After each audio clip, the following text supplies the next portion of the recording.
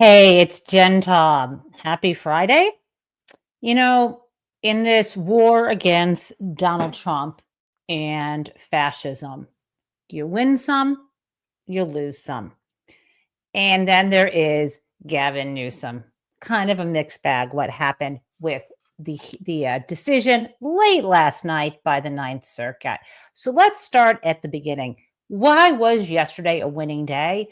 That is because world champions, the Los Angeles Dodgers, said F you to ICE. This is private property. Get out. Don't come in here to harass our fans, our workers. So, a little backstory on that. Let me start with this clip from MSNBC reporter Jacob Sabaroff, who was there at the gates of Dodger Stadium. Yesterday morning, our time, not sure what time it was in California. Let's go. This Dodger Stadium, and behind me, those are federal agents that appeared to have been staging here after what have been a series of immigration enforcement actions in Los Angeles this morning. So now you've got protesters, media here at Dodger Stadium outside the parking lot, while federal agents are there, seemingly blocked in for now. This is an ongoing and developing situation. It was an ongoing and developing situation, but let's talk about the bottom line. I'll show you more clips. The bottom line is the Los Angeles Dodgers team held the line. They said no. They said we did not allow ICE to come in. In fact, the LAPD, that Los Angeles Police Department, escorted ICE employees and vehicles out. They were afraid to go out that main gate because there were protesters. They found a way for them to get out. They said, no effing way, be gone. And by the way, I mean, I'm paraphrasing what the Dodgers said. And they said, and we're going to be playing our game tonight. Now, I've got another clip of protesters who knew what ICE was there to do. Word got out. This is them. Okay, so we're going to do the timeline. The word gets out that ICE is going to be there rounding people up, and they're standing there at the gates. Let's play what happened next. Okay, so this is Dodger Stadium. It was yesterday.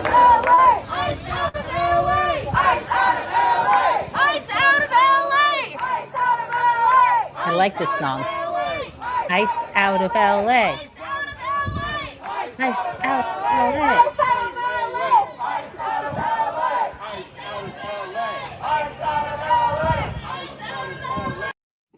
So you get the jingle, ICE out of LA.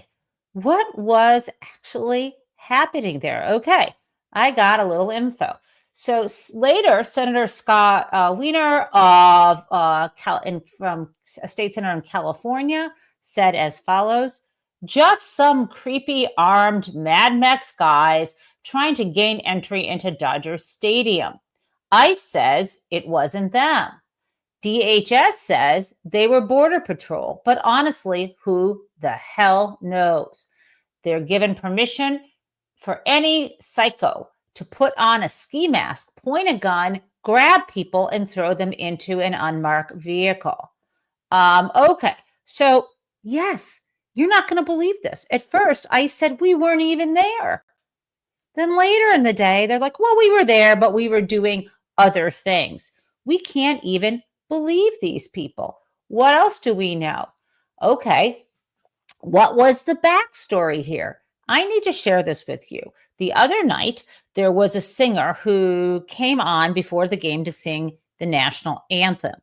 And she chose, despite committing to singing in English, to sing the official Spanish language version of the national anthem that was apparently commissioned by FDR. And at any rate, she sang that. And that pissed off MAGA and people at Fox News. So let's take a look at what this says. Don Moynihan retweets it or reposts it. So a Fox personality calls for ICE to go to Dodger Stadium, and then it happens a couple of days later. Our leaders now just getting their marching orders from right-wing media. And then below that, you have someone named Peter Tsipis on Blue Sky talking about this Fox News commentator, Clay Travis. Clay Travis calls for an ICE raid at Dodger Stadium. And here's what Clay Travis had said. Could you imagine if they did an ICE raid in the parking lot of the LA Dodger Stadium? That would be kind of amazing. What a awful person. But if you look at the chyron below, as Clay Travis is calling for that, it says, okay, so by the way, he's not a commentator, he was a guest. He has his own show. And here's the chyron from Fox News. Singer performs national anthem in Spanish at Dodgers game in an anti-ICE protest. Okay, so honest to God, the Trump administration got their idea from television and thought they were going to pull this off, but no such luck. And so you saw, this is one of the gates. You can see the protesters, and there is the LAPD blocking ICE from coming in. Okay, so that happened. Now, what I don't fully know, my friends, because I am a Tigers fan, I wonder how they did last night. Okay. So last night they lost to the San Diego Padres 5-3. That's all right. I can still be a fan of the Dodgers. Yesterday, sadly, my beloved Detroit Tigers. Yes, I'm not just am I a third generation? Depends on which side. I'm a second generation American on one side and also a third generation Detroit Tigers fan. You do the math. Sadly, my beloved Tigers lost last night. Okay, enough of baseball. This is not a game. What Donald Trump is doing is not a game. This is full-on fascist authoritarianism, and it's dangerous. Even the actions he's taking within the bounds of the law are corrupted and racist and widely unpopular. And then there's all the stuff that he is also doing illegally. Now, yes, we won that round. Thank you, Dodgers. Now, folks may wonder, well, why was it successful for the Dodgers to keep ICE out? Well, two things. One, it's a private business. Two, it actually has sort of borders. You can put gates. They're like gates around the stadium, right? And three, the LA Police Department was on their side. Oh, and four, they have a lot of money, right? Not so is the case in public spaces, right? Or in places, let's say you're a private owner of an agricultural firm or a hotel. Those are quasi-public spaces insofar as maybe that land is private property and in theory it's trespassing. However, how are you going to stop someone if you don't have a gate around your farm? How are you going to stop someone if your hotel or your store is open to the public? It's not practical. And then, of course, we get to, I don't think the LAPD was going to support stopping people or have the ability to get out there and stop people from kidnapping people from their jobs, working on a farm, or snatching nannies out of a playground. They're just not around for that. And also in public spaces, they may themselves be in deep trouble for doing that, for blocking that, and for reasons we're going to talk about. And then finally, money. These owners of sports teams are big dollars, big billionaire, big dollar donors. So they have more sway. So that's where we are. But still, I consider it a win. Now, before I go on to yet another win, before we get to our You win some, you lose some, and then there's the Newsom case. Okay. Yesterday was Juneteenth, and I should have wished everybody a wonderful Juneteenth. That is an important holiday that was designated around 5 years ago as a national holiday. And it's so important because freedom for all should be the goal of us as human beings. And it's situations where there is still vestiges in our country of not just slavery, but Jim Crow and discrimination. We see it everywhere. And where there is the supporters of white supremacy in the White House, right? It's important now more than ever to celebrate Juneteenth. And I want to share with you something really beautiful. Here is some art. I saw this. This is kind of gorgeous. Someone named Professor KFH wrote this and put this photo up. Harriet Tubman quilt by my mom, Vera P. Hall, who makes quilts celebrating Black people who fought for their own freedom. This seems to be the crowd favorite of the We Did Not Wait for Freedom series. Happy Juneteenth, Juneteenth, quilting. My God, I love quilting and needlepoint and fabric work and knitting and all of it. And I love this quilt. I wonder how large it is. Okay, so that is my tribute to creativity and to Juneteenth. What did Donald Trump do yesterday on Juneteenth? Do you know? Okay, let's look at this. I think I have this. I thought I had my Juneteenth Trump slides. Okay, so you may remember, you're not going to believe this. This was from AP. Later in 2020, so this is when Donald Trump was still president in his first term, Trump sought to woo Black voters with a series of campaign promises, including establishing Juneteenth as a federal holiday. Okay, so he promised, I think I'm getting the dates wrong, when it was actually established. But I think Juneteenth it's obviously on the 19th. I think it wasn't established for 3 years ago. I think it was established actually during the Biden administration, not during Trump's administration, because yes, okay, in 2021, it was Biden who established Juneteenth as a holiday. Trump promised it if he were to get reelected. So let's look more.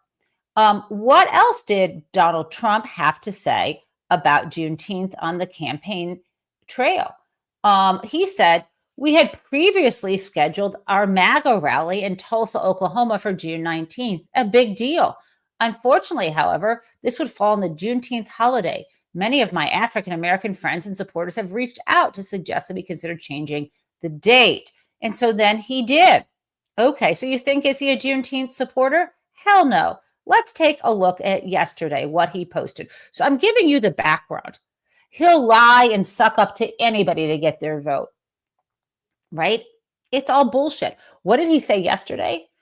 Here is whiny grandpa forgetting that he had publicly supported Juneteenth, made it a campaign promise. Instead, Biden delivered on it. What did Trump say? Too many non-working holidays in America. It is costing our country billions of dollars to keep all these businesses closed. The workers don't want it either. Soon we'll end up having a holiday for everyone's working day of the year. It must change if we are going to make America great again. Are you fucking kidding me? What worker says, I don't want a paid holiday? What worker would say that? Secondly, what an absolute asshole. This guy who spends more of his time on the golf course and doesn't go to his daily briefing because he doesn't like it and doesn't read anything, suggesting that workers who show up often 40 or 60 or 80 hours a week to make ends meet don't deserve a day off? Okay, whatever. Now, I want to be clear.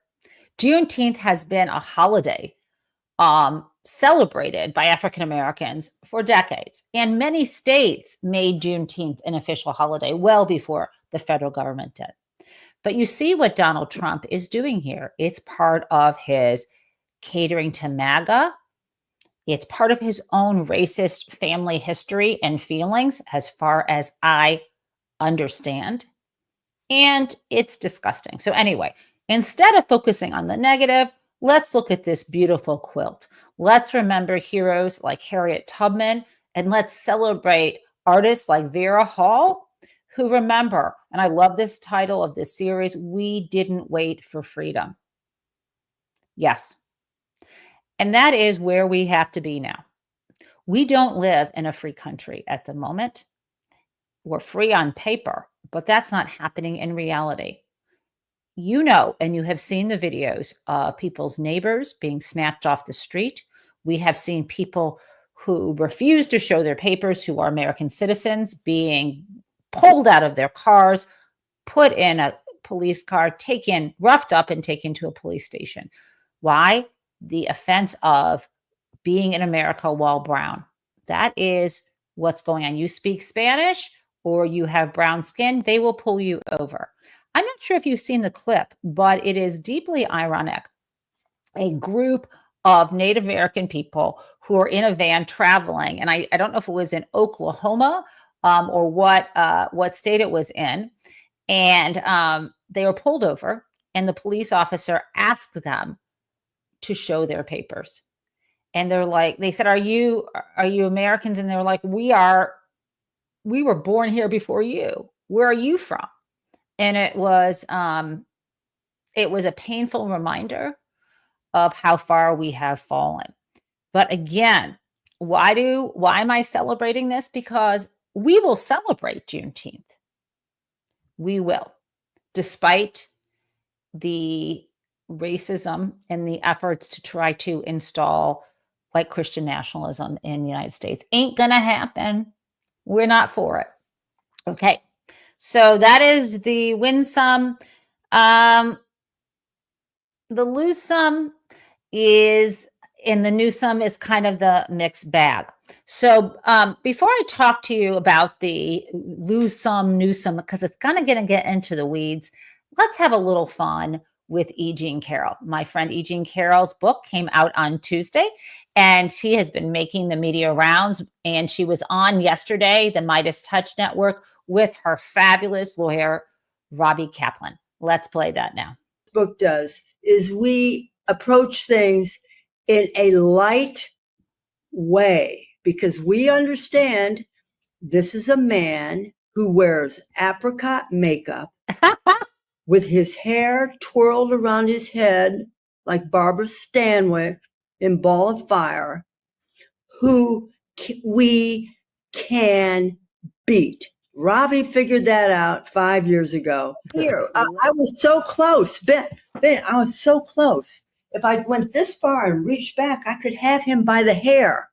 I heard almost every single thing he said. Robbie had to stand up and object to Judge Kaplan, saying, Your Honor, if we can hear him, what does the jury think? And by the way, Ben, when you looked at the jury, they were like stunned by the moaning and his groaning and his weeping and his snarling and he was very cruel to Alina Haba, Esquire, really treated her terribly. I don't know how she carried on, but we were there. We saw everything. The farting, you wanted to know about that? Oh my God. But it was a silent one. It was a silent one, sort of. That's all. All right? Eugene. Oh my God. So you guys, I've been enjoying the book. I'm almost done. I've been listening to it on Audible. Eugene sent me a hard copy, but and I can look at the photos, but it's lovely to hear her read the book because she has such a deep sense of humor and her intonation is a lot of fun. And by the way, you can buy the audiobook, not just via Amazon. You can buy it from like bookshop.org and support your local bookstore that way. Okay. So let's move on to one more, you win some, you lose some before we get to the complicated Ninth Circuit decision in Newsom versus Trump, right? About the ability of Donald Trump to put to federalize the National Guard in California. I want to get to that last because it's complicated and you'll be all warmed up. Okay, let's go to Donald Trump and the brink of war topic. You know, for the past 2 days, we've been talking about this question about what Donald will do. And I said it was, 50-50 because I thought Donald was balancing his love for attention against getting this attention that he could maintain if he doesn't make a decision versus his desire to have a victory. And there's been some new stuff in the equation. On the victory side, there's a huge division in his MAGA base because that's all he cares about. And there's a huge number of them who don't want the U.S. to get involved in a war with Iran. And of course, the majority of Americans don't want him to get involved in a war with Iran. And so that is weighing for him. This idea of victory is now sliding down on the scale. And the media attention, how I said maybe he just wants attention and something else will be shiny and distract him. We got a clue yesterday because Donald Trump pulled his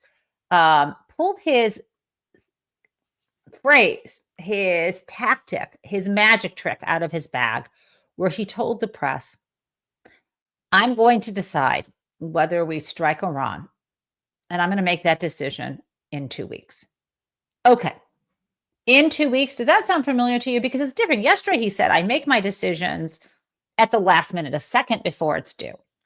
So you might think, okay, if you didn't know anything, if you just fell off a turnip truck, so to speak, or out of a coconut tree, so to speak, you might think, okay, well, yesterday he said I make a decision 1 second before it's due. And then the next day he says, it's going to be within 2 weeks. You think, okay, all I have to do is the math. What is 2 weeks from Thursday the 19th? And then 1 second before, that's when he'll decide. Well, that would be logical, but that's not what 2 weeks means in Donald Trump parlance. So first, let's hear Carolyn Leavitt, Gestapo Barbie, Ava Braun Barbie, speak to this new announcement about 2 weeks. Let's go. I have a message directly from the president, and I quote, based on the fact that there's a substantial chance of negotiations that may or may not take place with Iran in the near future, I will make my decision whether or not to go within the next 2 weeks. That's a quote directly from the president for all of you today. So we'll kick it off for questions here in our new media seat. We have 2 weeks. Let's listen to why 2 weeks sounds so familiar. Let's play it. Trump will be back in the Situation Room this morning to discuss how the U.S. will respond to this conflict. But joining me now is the woman herself, Iowa Senator Joni Ernst, a member of the Senate Armed Services and Homeland Security Committees. Senator, thanks so much for your work on this. How would you like to see the U.S. respond? Okay, this is Joni Ernst, who says she wants the U.S. to do whatever Trump says. Let me actually play you the 2 week montage. Here we go. Say over the next 2 or 3 weeks that will be phenomenal in terms of text. Wiretap covers a lot of different things. I think you're going to find some very interesting items coming to the forefront over the next 2 weeks. We'll be reporting back sometime over the next 2 weeks as to NAFTA. I'll be making a big decision on the Paris Accord over the next 2 weeks. What about infrastructure? When is that going to happen? We're going to do infrastructure very quickly. We've got the plan largely completed, and we'll be filing it over the next 2 or 3 weeks. When will you make that decision? Over the next couple of weeks. We're doing very well in the fight against ISIS, as General Mattis has just explained, and we're going to be having a news conference in about 2 weeks to let everybody know how well we're doing. And the mines are starting to open up. We're having a big opening in 2 weeks. We've had tremendous success against ISIS in our fight in the Middle East. We're doing very, very well. We're going to be having a news conference in 2 weeks on that fight. Our Secretary of Labor is coming out with a plan in 2 weeks. You're going to have some big news. I think we're going to have some of the big drug companies in 2 weeks. We are coming out with that plan in 2 weeks. We are coming out with so many health care plans. And women, unemployment recently reached the 65-year low. We think that's probably the lowest ever. But as I've been saying, in 2 weeks or 3 weeks, it will be. Within 2 weeks, I think you'll be historic numbers. We're signing that deal in 2 weeks. We have the dumbest immigration laws in the whole world.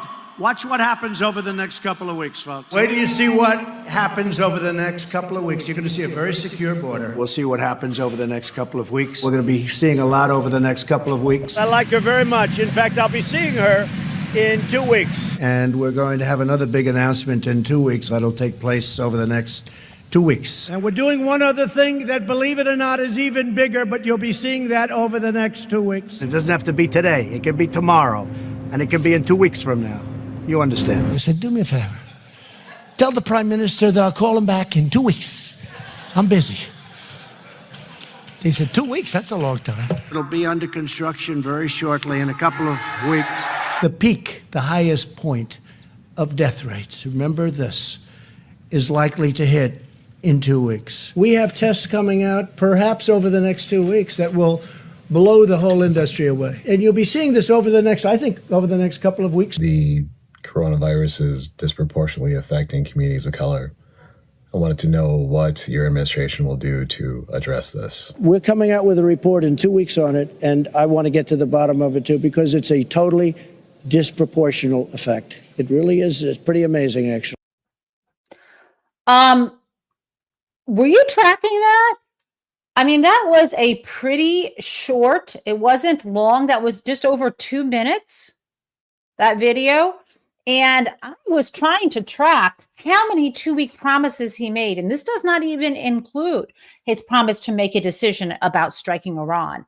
Here were the promises: a tax plan, 2 weeks, a wiretap plan, 2 weeks, NAFTA plan, 2 weeks, Paris Accord plan, 2 weeks, infrastructure week in 2 weeks, ISIS resolved in 2 weeks, mines opened in 2 weeks, a better plan for labor in 2 weeks, some new drug agreement with pharmaceutical companies, 2 weeks, healthcare plan in 2 weeks, data on women in the workforce in 2 weeks, some deal with somebody in 2 weeks, a better immigration policy in 2 weeks, the border under control in 2 weeks, tariff deals in 2 weeks.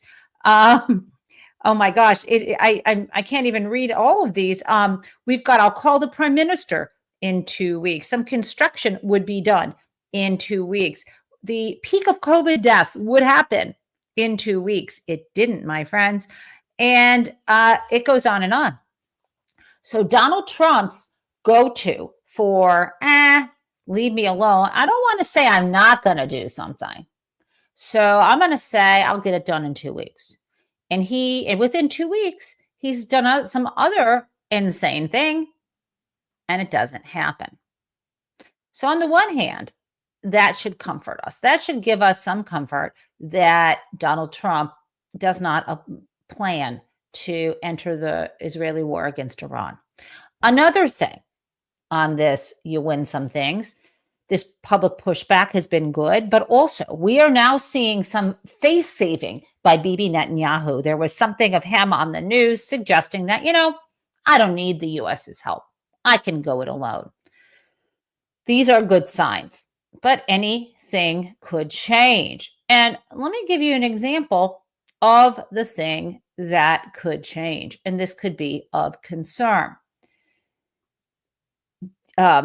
We have the newspaper, The Guardian, making this suggestion that this bunker bomber, whatever that Donald Trump and others have been touting that we have, wouldn't even do the job in terms of penetrating the ground and getting to this underground facility where they're enriching uranium, right? Donald Trump doesn't like to hear things like that. So in response, I'm going to play this for you, but let me just say, when I hear the words tactical nuke, I am freaked the fuck out. So let's play this. Of headlines this afternoon, including one from The Guardian that claimed that the U.S. military has doubts about whether the bunker buster bombs could get the job done, and further claiming that only a tactical nuke maybe could finish it. And it further stated that the president is not considering a tactical nuke, that it was not one of the options that was presented to him. I was just told by a top official here that none of that report is true, that none of the options are off the table, and the U.S. military is very confident that bunker busters could get the job done at Fordo. The president. So it's good that the president is confident that these bunker buster bombs could get the job done at this Fordo facility, I think.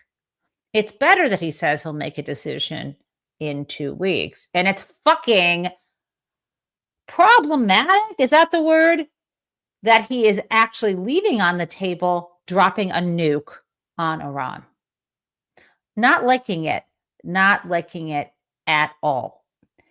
And despite all of that, let's listen to how the public feels about entering this war with Iran. And this is why I think we won't. Let's play it. Trump will be back in the Situation Room this morning to discuss how the U.S. will. Let me just show you this. It begins with a Fox News poll. Does Iran pose a real national threat to the U.S.?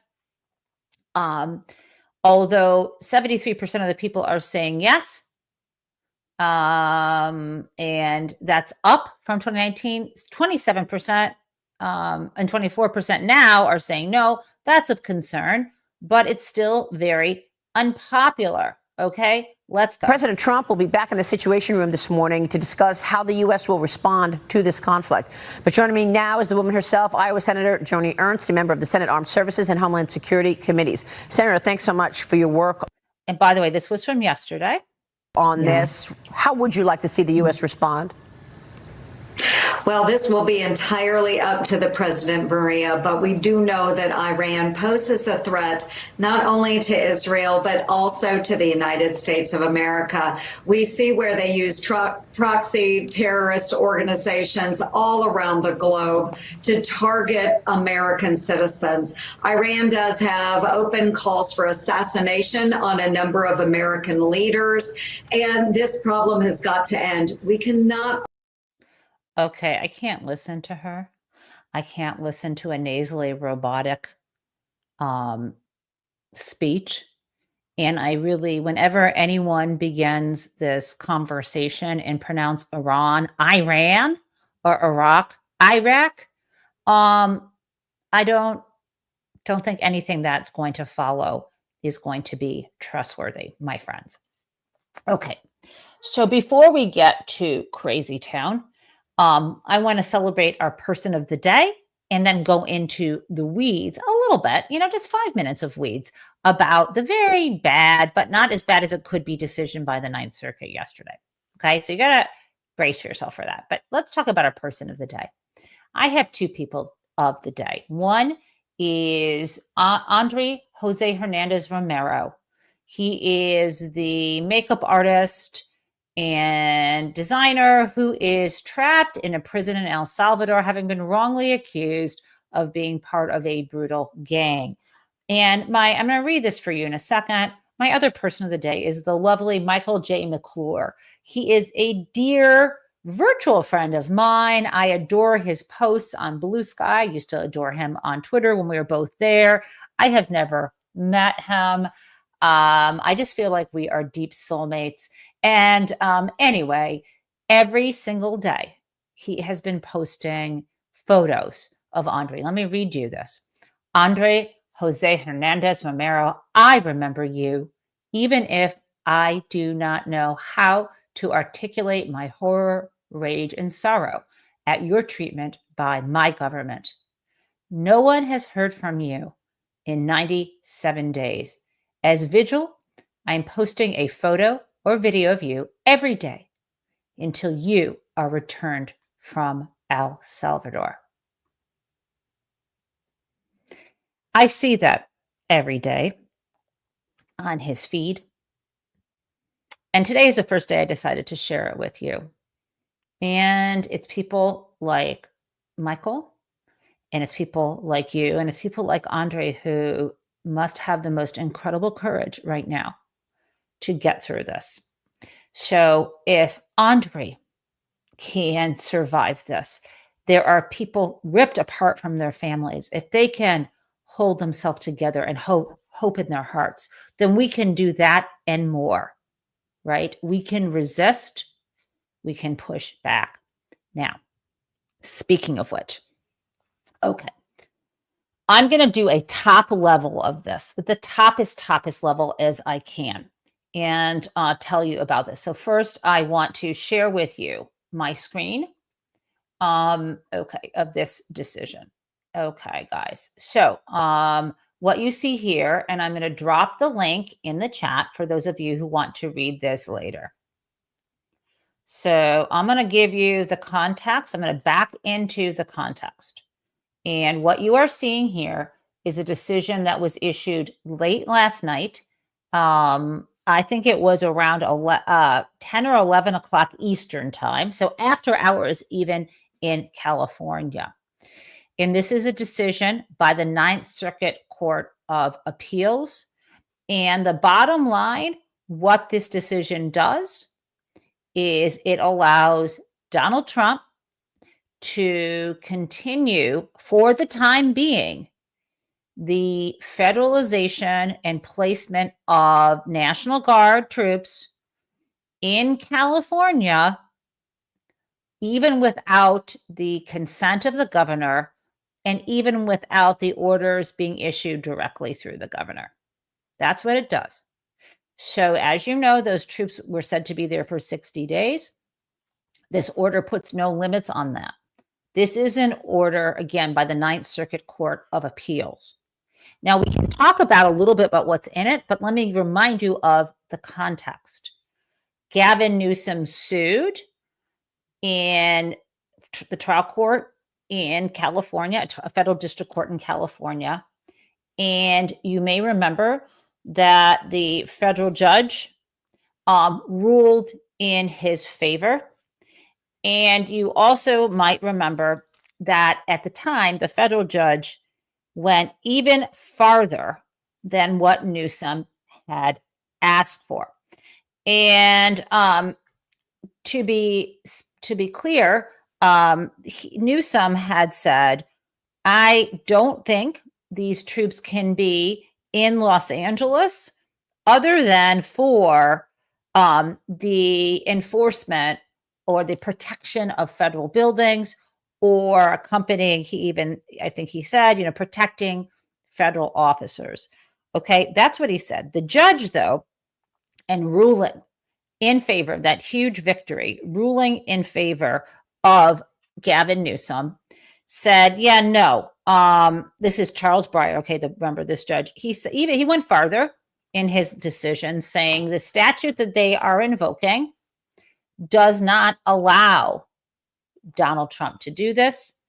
And they said, you need to immediately hand those troops over to the command of the governor of California. However, there was one caveat. Judge Charles Breyer said, I'm going to put this on hold.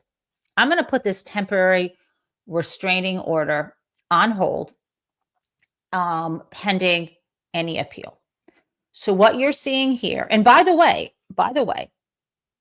that's Charles Breyer. Today, June 20th, was supposed to be the full hearing to decide whether Charles Breyer, the judge, would put in place what's called a preliminary injunction that would last more than the 14 days of a TRO. He was supposed to have a hearing today to decide whether to make that a preliminary injunction that would block, that would return the command of these troops to Gavin Newsom, pending the outcome of this lawsuit on the merits as to whether this statute we've been talking about for days allows for it, right?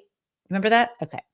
So that hearing was supposed to happen today. Preempting that, the Ninth Circuit had its own hearing Tuesday of this week, and then in 2 days issued this 38-page decision saying, yeah, I know that was supposed to be a temporary restraining order, but we're going to treat it as if Charles Breyer issued what's called a preliminary injunction. By us characterizing it that way, that gives us the opportunity to rule on the merits. And what they said is a win some, a lose some. Okay, so what's tricky here is this was a per curiam decision. That means all three of the judges on the panel, including the one who was appointed by a Democratic president, all decided in concert several things. And this is where I want to now blow this up so you can see what I'm talking about. Okay, guys? So again, sorry for the weeds. Some of you actually like weeds. And so I want to go through this with you. So this was filed last night. This is Gavin Newsom in his capacity as governor versus Donald Trump as president. Also Pete Hegseth and also the Department of Defense, right?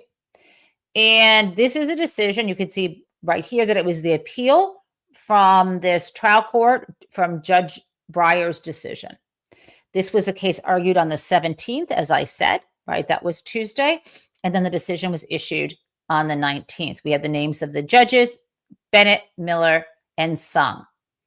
And it says per curiam. That means they all decided together. It's not signed. They all wrote it. They all agreed. The statute we were talking about is 10 U.S.C. 12406.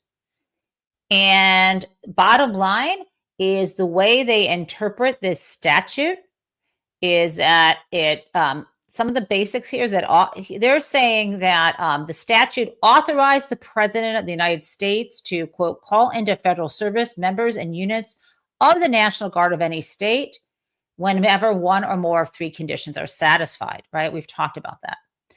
And then they add, in responses to disturbances in Los Angeles stemming from federal enforcement of immigration laws, the president invoked 12406 and only that statute to order 4,000 members of the National Guard into federal service for 60 days to protect federal personnel performing federal functions and to protect federal property.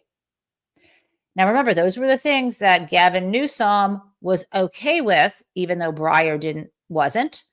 He just doesn't want the Guard roaming the streets and dealing with citizens. Okay, the state of California and its governor, Gavin Newsom, sued the president, Secretary of Defense, and Department of Defense in federal court. Newsom alleged that Trump and team's actions were ultra vires. That means they didn't have authority and violated the 10th Amendment to the Constitution. They also asked that the Secretary of Defense and the Department of Defense, they also alleged that they violated something called the Administrative Procedures Act. Okay. So then we have the background that I told you about. Newsom applied for a temporary restraining order. And after this hearing, the judge issued it and stopped Trump and team, quote, from deploying members of the California National Guard in Los Angeles, and, quote, and directing them, quote, to return control of the California National Guard to Governor Newsom, okay, end quote. Now, the district court issued a TRO, and the grounds for that was, this is what they're writing, as they concluded that Newsom was likely to succeed on the claim that this was unlawful, right? Now, this is important, right? This is what I told you. Notably, Newsom conceded that, and I keep saying Newsom and not plaintiffs because it makes it easier for you, but notably, Newsom conceded that the National Guard members, if validly federalized, may be deployed to protect federal personnel and property. Okay. And they said the district court, though, said there was no evidence that they were engaged in that activity. Fine. Now, what's the bottom line? Okay. Trump and team immediately appealed that temporary restraining order and filed an emergency motion to stop that restraining order while their appeal moves forward. Now, the bottom line is they did what Trump wanted. We grant that stay. We did what Trump wanted, which means he can keep his troops in the streets. Now, the reason why they claim that they believe that Trump will succeed on the merits. They're likely to succeed. Doesn't mean that they agree with the facts that what Trump is doing is lawful, but just that they will succeed. Now, here's the problem that I have here. The reason why I think this is a bad decision, I'm going to pop this up, is as follows. Remember, we talked about the three grounds, okay? This court thinks that one of those grounds was met, that they're having trouble enforcing federal law. And this court thinks it doesn't matter that the procedure may not have been followed in order to issue that order through the governor. They think that it was followed, even though Newsom didn't issue the order. And they think, even if it wasn't, so what? The governor doesn't have any standing to stop the president. This is problematic. And so let me just tell you this and show you this, and then we'll back up and then do Crazy Town. Tomorrow, on Monday, I'll talk a lot more about this and the implications, because this is huge for this country. Okay, so let me blow this up. Oops, and here I am.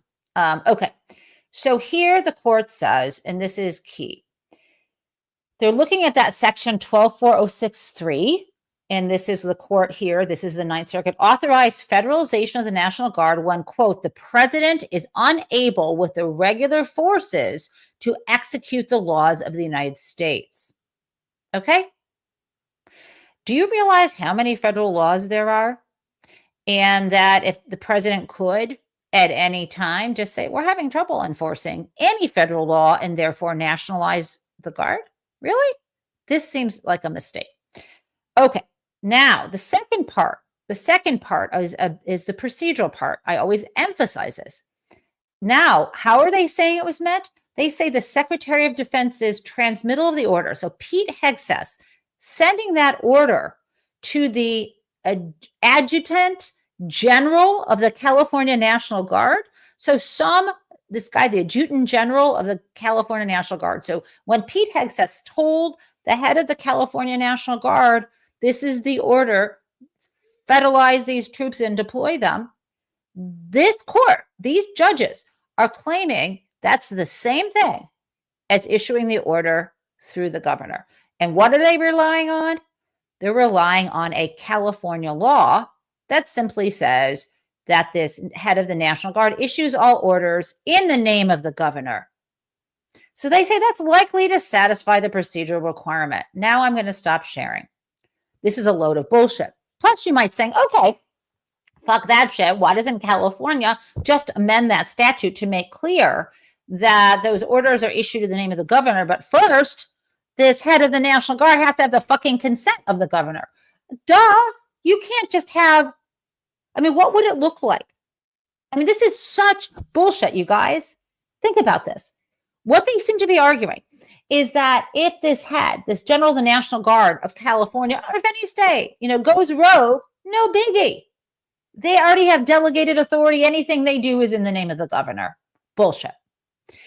But this court knows their argument is bullshit. So they go on later and say, well, even if they change that law, we don't think that this procedural requirement invalidates the president's legal right to do this. Guys, we are fucked if this is the way this is going to turn out.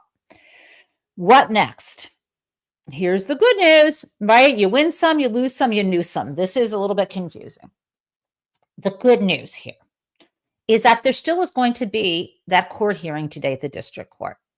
And my question here is procedurally, can the district court just still say, yeah, no, I'm going to issue a preliminary injunction. I'm going to stop this again.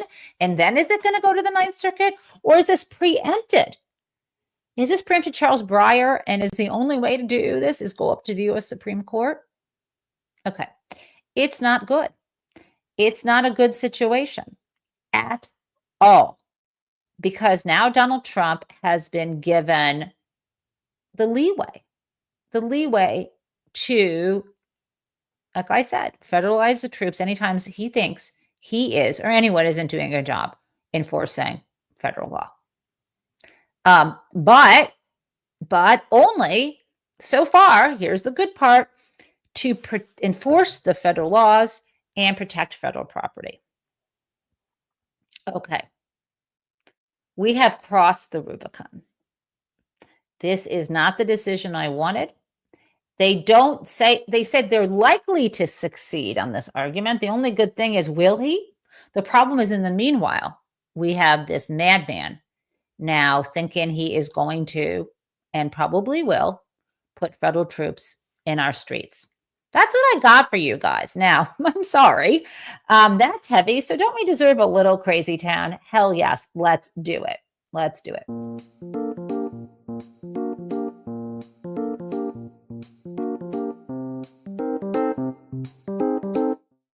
So Crazy Town comes from Mayor Eric Adams of New York. And this is crazy as hell. Let me share this with you.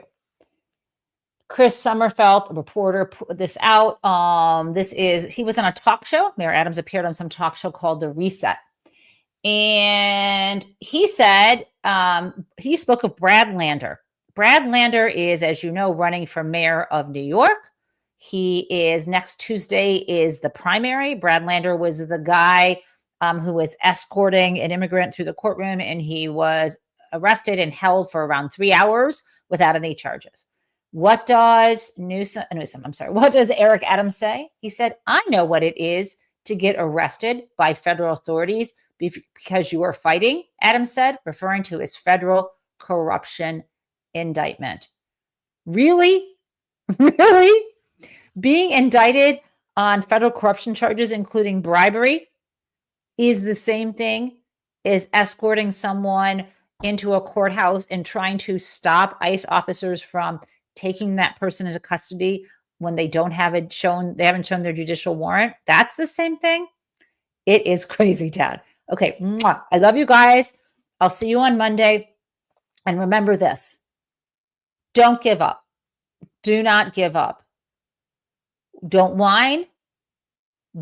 You can worry a little, but don't be a worrier. Be a warrior. I don't mean with weapons. I mean with our bodies, with our words, and never, ever, ever take part in the lie. Oops. And here we go.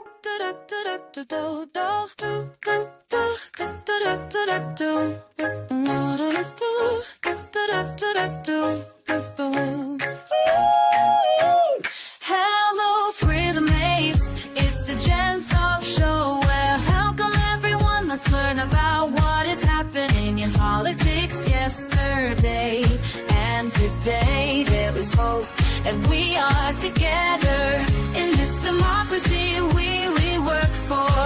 And again, welcome to the Jen Taub show.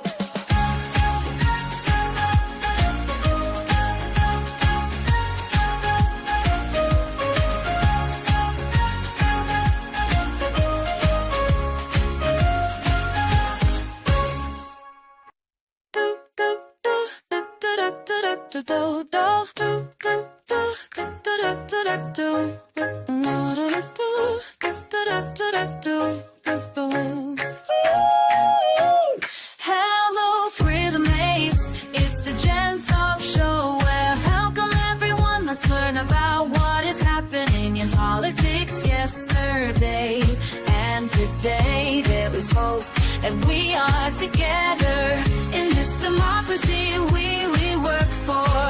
And again, welcome to the Jen Taub show.